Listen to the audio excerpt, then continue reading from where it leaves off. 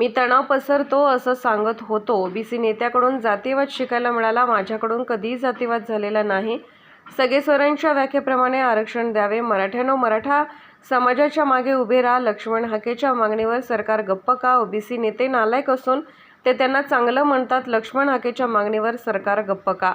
मराठा नेत्यांनी मराठा समाजाच्या मागे ठामपणे उभे राहावे. देवेंद्र फडणवीस यांच्यावर पुन्हा एकदा मराठ्यांनी विश्वास ठेवला. हैदराबाद, बॉम्बे गव्हर्नमेंट गॅजेट आम्ही लावणार. ज्या ओरिजिनल नोंदणी निघाल्यात त्या लावणार आहे. आम्ही मराठ्यांना येड्यात काढत आहे. माझा मराठा एक झालेला आहे. तेव्हा आम्हाला निर्णय घेता येत नव्हता. आता आम्ही एक झालो. निर्णय घेता येऊ शकतात. 288 आमदार महाराष्ट्रात उभे करू. आंदोलन करणारे आमचे विरोधक नाही आहे. राजकारणातून उठल्याशिवाय राहणार नाही. आमचे वाटोळं केलं तर आम्ही गप्प बसणार नाही. आम्ही आता अडचणीत आहे. आंदोलन करतोय. गप्प आम्ही, पण एसटीचं आंदोलन सुरू झालं त्यावेळेस आम्ही मोकळे होणार. 13 तारखेपर्यंत मला निर्णय बघू द्या. आम्हाला गरज ओबीसीची आहे, यांची नाही. या भूमिकर त्यांना उद्यानंतर आम्ही त्यांना दाखवून देऊ. निर्णय घेऊ. मराठे तरी तयारीला लागतील. जातीयवाद आहे का? मी माझ्या समाजासाठी आरक्षण मागतोय. जातीयवाद आहे का? मुस्लिम समाज आरक्षण मागतो. इतर समाज आरक्षण मागतायत. ते काही जातीयवाद नाही. मी आरक्षण मागतोय म्हणून मी जातीयवादी आहे का? भुजबळांनी आधी मोर्चे सुरू केले. ओबीसी आंदोलकांना भुजबळांची मदत.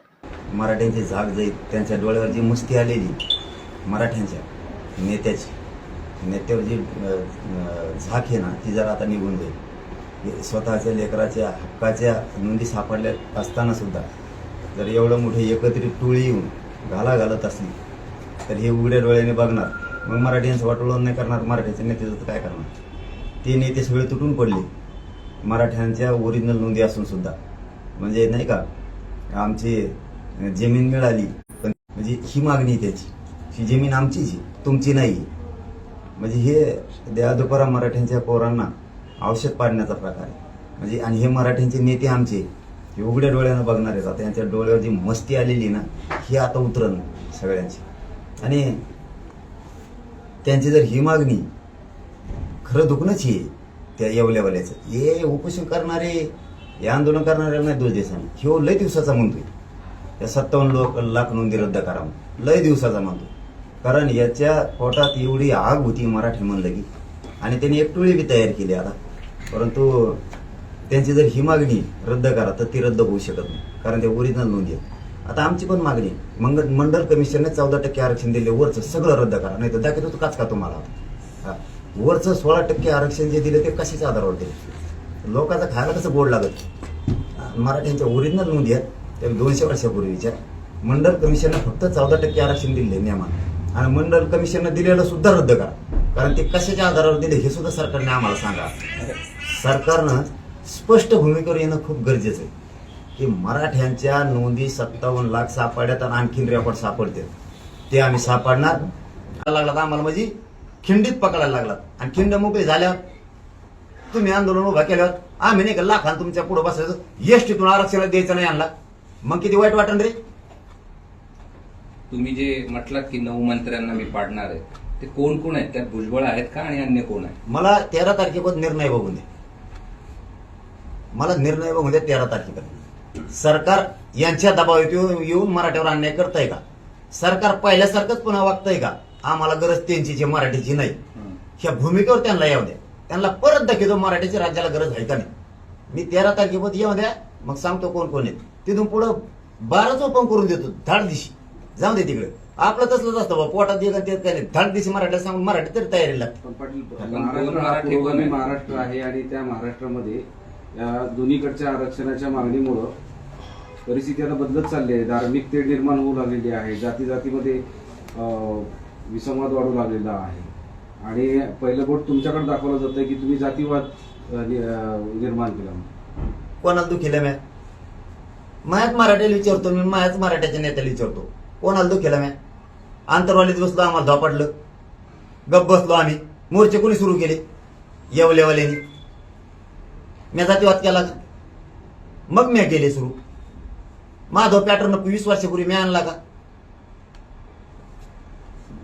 आमच्या मराठ्यांच्या अधिकाऱ्याला आम्ही त्रास दिला का?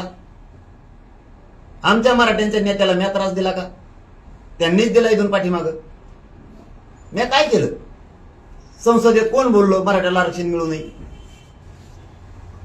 मूक मोर्चे निघाले तेव्हा प्रति मोर्चे कुणी काढले? मी कोणता जातीवाद केला मला सांगा ना. आंदोलन शांततेत केलं हे जातीवाद आहे का? मी माझ्या जातीला आरक्षण मागतोय जातीवाद आहे का? तुम्ही तुमच्या जातीला एसटीतून आरक्षण मागताय तो का जातीवाद आहे का? मुस्लिम समाज आरक्षण मागतोय का जातीवाद आहे का? त्यांच्या पोराला लागतंय आरक्षण, ती राज्याची केंद्राची सुविधा आहे आरक्षण म्हणजे ते घेते ओपन साठी. म्हणजे ओपन मध्ये सगळ्या जाती येतात, मग ज्या ज्या येतात मुस्लिम येतो, ब्राह्मण येतो, मराठा येतो, त्यांसाठी ईडब्ल्यूएस दिलं. मग काय जातीवाद आहे का? आंतरवालीला या ओबीसीची एक मोठी रॅली निघाली आणि ते तिथं आंदोलन सुरू आहे त्यापर्यंत गेले आणि बरेच लोक सहभागी झाले होते त्यात. नाही मग मी म्हणलं ना तुम्हाला, हे येवल्यावलीने काम केलेलं आहे की जातीय तेढ निर्माण करून दंगल काढायची, ही त्याचा प्लॅन आहे आणि त्याचा 1 महिन्यापासून. त्यामुळे याला निवेदन द्यायला, त्याला निवेदन द्यायला हे प्रयोग त्यांनी केलेला आहे. पण त्याला माहीतच नाही ही शांतता पूर्वीची, वादळापूर्वीची शांतता आहे. हो भाऊ, आम्ही एक येत, आम्हाला पहिल्यांदा जुळा लागत होतं, लय कष्ट घ्यावं लागत होते, तेव्हा तो चलत होतं, तर तो चालेल येवल्यावलीनी. आता आम्ही एक येत, एक हाक्यावर आम्ही करोडो भरतो. तू काळजी नको करू, टेन्शन न घेऊ. मला माझी ताकद आणि माझ्या समाजाची शक्ती सिद्ध करायची गरज नाही. सिद्ध झाली. मराठा एक आहे का नाही? त्यामुळे मी एकटा काय असलो आणि 1 करोड मराठा काय असला, आता आम्ही एक आहे. आणि प्रत्येक मराठ्याला कळतंय आपल्या लेकराचं हित स्वतःच, आणि मी त्या मराठ्यांच्या लेकरासाठी लढतोय हे प्रत्येक मराठ्याला कळतंय. त्यांना आरक्षण असून ते जर एवढं जातीवाद करायला लागले तर मग माझा मराठा कसा घरात बसल? माझ्या मराठ्याचं डोकं चलतंय, ते हुशारी, त्याच्या लक्षात येतं यांना आरक्षण असून एवढं करायला लागले, तर मग मी मराठ्यांच्या लेकरासाठी लढतोय. माझा मराठा समाज सुद्धा ताकदीनं माझ्या मागे उभा राहिलाय, ताकदीनं माझ्या मागे उभा राहिलाय. मराठा डबल ताकदीने एकवटला. आता जे बाजूला काही रुसून, काही नाराजी, कोणी कोणाला दुखवल्यामुळं, बोलल्यामुळं नेते पण लांब होते, ते नेते सुद्धा जवळ आले आणि नेत्यांनाही आव्हाने आता जवळ आहे. जातीवर संकट आणलं यांनी. ते जर जाऊ शकते त्या व्यासपीठावर तर तुम्हाला बी कारण झालंय. आता तुम्ही त्या व्यासपीठावर जाऊ शकता, आम्ही बी ह्या व्यासपीठावर मराठ्याचे जाऊ शकतो.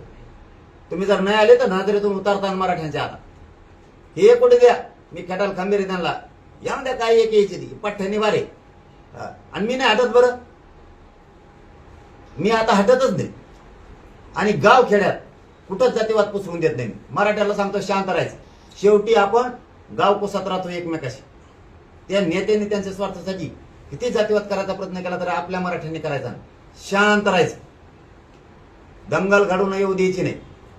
एकमेकाच्या अंगावर अजिबात ओबीसी मराठ्यांनी जायचं नाही. हे नेते घडून आणते, यांचं षडयंत्र मोडून काढायचं आणि त्याला फूस सरकारची. मंडल कमिशन चॅलेंज बी होतो, रद्द बी होतो. गोरगरिबाच्या अन्नात माती करणारे अवलाद आमचे मराठ्यांचे नाही. तुम्ही जरी कालीत असली तरी मी आणखीन संयम धरणार आहे. मराठ्यांनी सुद्धा संयम धरा, शांतता धरा. बघू किती दिवस करते. शेवटी आमच्या लेकराच्या मानेवर कुऱ्हाड म्हणलं नावेलाज आहे मग आमचं. पण जरा मराठ्याचे नेते जरा आता इथून बाहेर पडा, जरा आता जातीच्या मागं उभं राहायचं शिका. बोलला असं तुम्हाला कुणी, नाकारीत नाही मी. ओबीसी नेत्याला त्रास, मराठा नेत्याला त्रास बी दिला असं आपल्या लोकांनी. देऊ द्या आपले, यांच्या त्रासापेक्षा तर कमी आहे. हे तर डायरेक्ट तुमच्या पोराचं मुडकच छटावं लागले जातीच्या. आपले तरी ढकलते, शिवी देते, थोडंच होईल. कशाने जरा बदला. बोलले असले तर बोलू द्या, काय होत नाही बोलल्यानं. ते तर पुरत आता काळीच लावायला निघाले, तर राखच करायला निघालेत मराठीचे. ते आंदोलनात जाऊ शकते ओबीसीचे नेते, मराठ्यांचे सुद्धा येऊ शकते.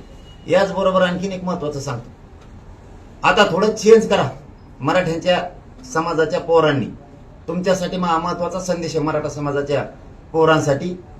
आपल्या नेत्याला आता बोलायचं थोडं आपण कमी करा. आपण काय करतोय, आपल्याच नेत्याला झोडितोय. आपले नेते नालायक आहेत म्हणून. हे यांचे नेते ओबीसीचे नालायक आहेत तरी हे नालायक म्हणत नाही, चांगलाच आहे म्हणते. थोडा बदल करा आपल्यात घ्या. त्यांचे नेते ते जवळ करायले तर आपले लोटून लावायला लागले. आपण त्यांचे लोटायलो तर आपले बी लोटायलो. आता आपल्या लोकांनी सुद्धा आपल्या नेत्याला बंद करा बोलायचं. आपण बी आता जरा यांचं शिकू, जरा यांच्याकडून शिकाव जातीवाद काय असतो ओबीसी नेत्यांकडून. आणि ती आपल्याला आता शिकायला मिळालं. जरा हुशारी नव्हा. निवडणुकीत काही गोष्टी मिळाल्या बघायला, आता विचार बघायला मिळाले. निवडणूक झाल्यावर बघू म्हणले होते ना, हे बघायला लागले ते.